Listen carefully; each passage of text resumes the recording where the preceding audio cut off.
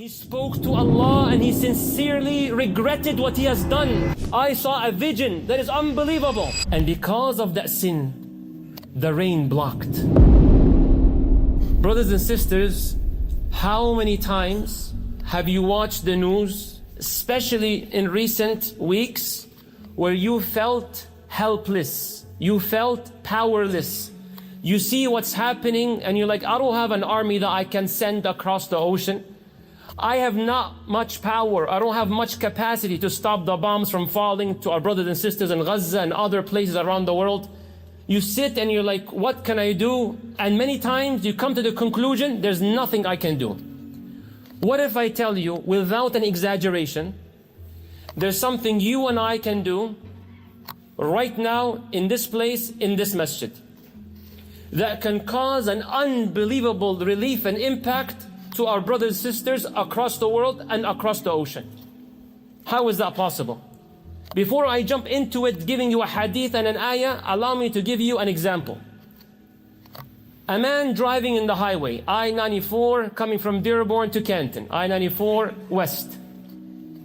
He wants to send a quick text message. He knows he's not supposed to. He thinks that I'm just gonna do a few seconds and I'll be just fine. He's reckless. He finishes the text. May Allah forgive us all.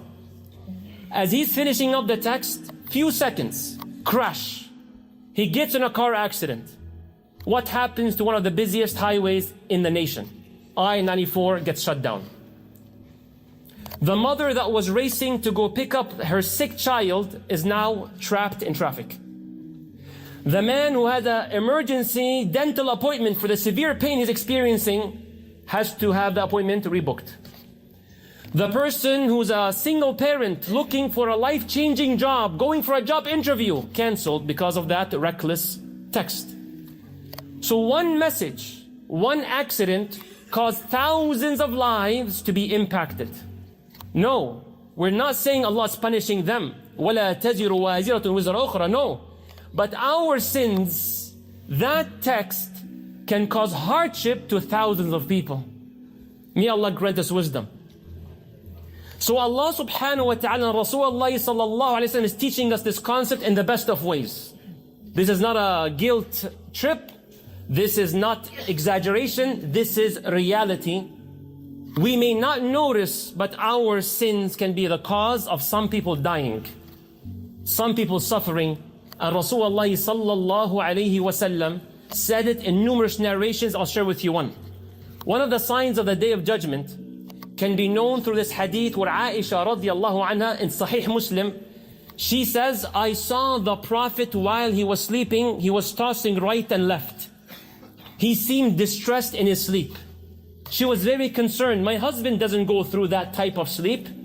When Rasulullah sallallahu alayhi wa sallam woke up from the sleep, Aisha told him, Ya Rasulullah, I have never seen you in such distress. What's going on? He said, Al-Ajab, bizarre Aisha.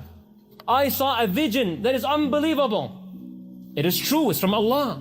Why is he so shocked? What did he see in the dream? He sallallahu alayhi wa sallam said, and I want you to focus with the lens that sins impact others. That's what I want you to focus on. Not who's the army, who's the individual, as I'll explain. He says, an army from my ummah will go attack a man seeking refuge by the Kaaba.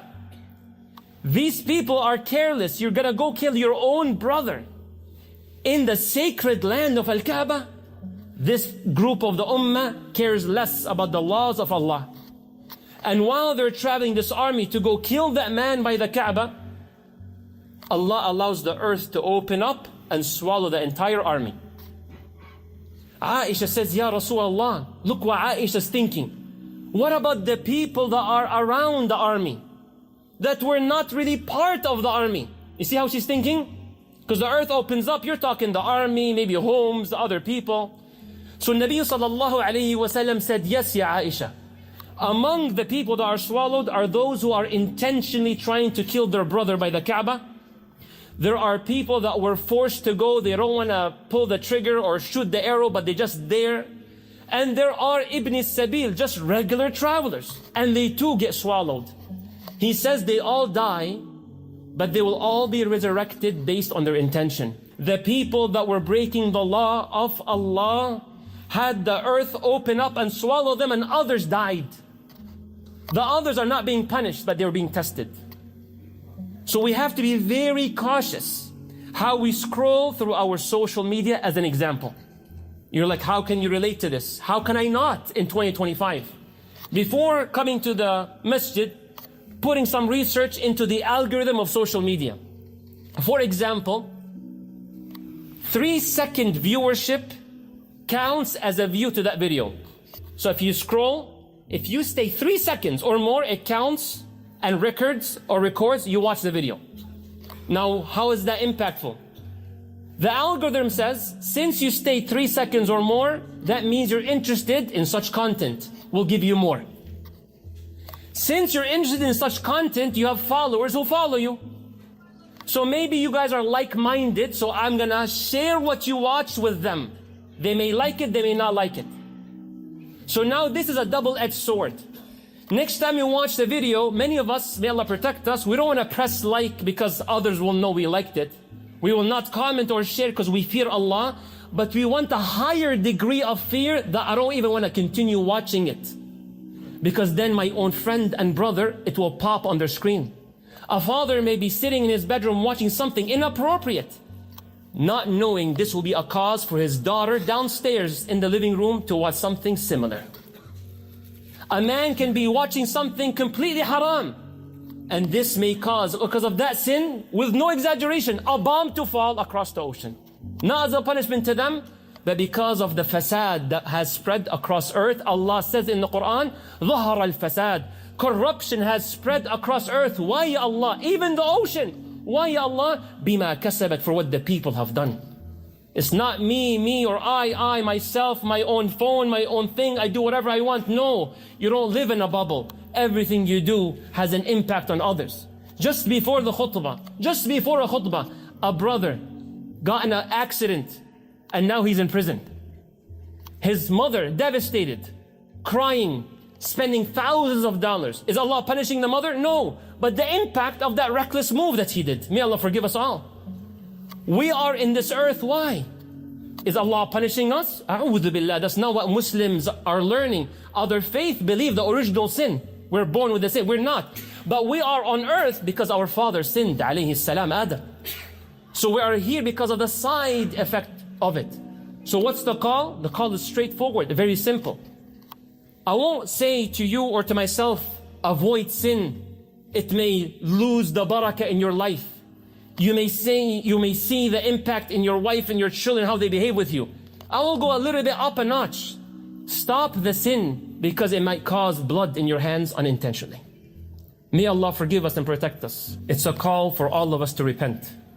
We started the khutbah with feeling there's nothing I can do about what's happening, to a complete shift to saying I have a lot to do for what is happening, inshaAllah. If my sins were part of the reason of the hardship of others, my family, outside circle, across the ocean, then may your repentance be a moment of relief to all of them. May Allah make our repentance a moment for rain to pour upon all of us. In khayr, Ya Rabbil Alameen, sabban sabba. In the books of tafsir, there's a very well-known story among Bani Israel. Prophet Musa alayhi salam and his community were suffering drought. No rain, not a single drop.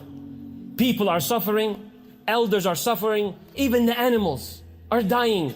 Children are crying. We want rain because vegetables grow and then we have some source of food and water to drink, but there's no rain. So they all go out crying to Allah. All community comes out. We have even in our Sharia, Salatul Istisqa, and we've done it in the masjid before, where we ask Allah for rain.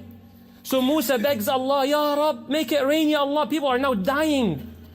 So then Allah speaks to Musa and he says, Ya Musa, the root cause of the lack of rain, if there's one person in your community who has been sinning for years, and because of that sin, the rain blocked. You see the impact? The community is not being punished. The community is being tested by his sins. May Allah protect us. May Allah not make us fitna to the believers. رَبَّنَا لَا تَجْعَلْنَا فِتْنَةً لِلَّذِينَ آمَنُوا. Ya Rabb, may Allah not make us fitna. So then Musa alayhi salam, he turns around after hearing what Allah said, and he speaks to the community. It's not about feelings right now. Oh people, there's one person among us right now in this gathering who has been sinning, disobeying Allah for years. And that's the root cause of it not raining. So one request, please honor it. Leave the gathering. Leave the city. Go somewhere else so it may rain upon us. The man who was sinning knew it was him. So while he was standing, he said, Allah, I know it's me. And you only know who is it. And Ya Allah, if I walk away now, everybody will know who is it. Ya Allah, I promise you, and I make tawbah and I return to you, that I will never do this again. This man never thought that what I do at home in the basement, in my room, in my private life, can cause a drought to my entire community. I never knew that, Ya Allah. Ya Allah, forgive me. Ya Allah, I repent. Within moments, it starts to rain upon Bani Israel. The men and the women, the elders and the youngsters, even the cattle are excited for the rain. But who's puzzled? Who's confused? Musa alayhi salam. Why is he confused? No one left the gathering. No one left. I saw the people. No one walked away. So he went to Allah and said, Ya Allah, how did it rain when no one left? So Allah told Musa, the man who was sinning for years repented in his spot. He spoke to Allah and he sincerely regretted what he has done, and he acknowledged the consequences. So Musa was so amazed and happy. He said, Ya Allah, tell me, which brother? Who was it? So I can go and congratulate him and hug him and tell him Allah accepted. Tell me his name. So Allah says, I covered his name when he was sinning. You want me to expose him after he has repented? Allahu Akbar. So when I began the khutbah by saying, you in the masjid, in your spot, can be a reason for the bombs to stop, that's not an exaggeration. May Allah forgive us and protect us. And may Allah make the bloodshed that is taking place across the ocean and all around earth, make our hearts alive, and may not make their lives go in vain.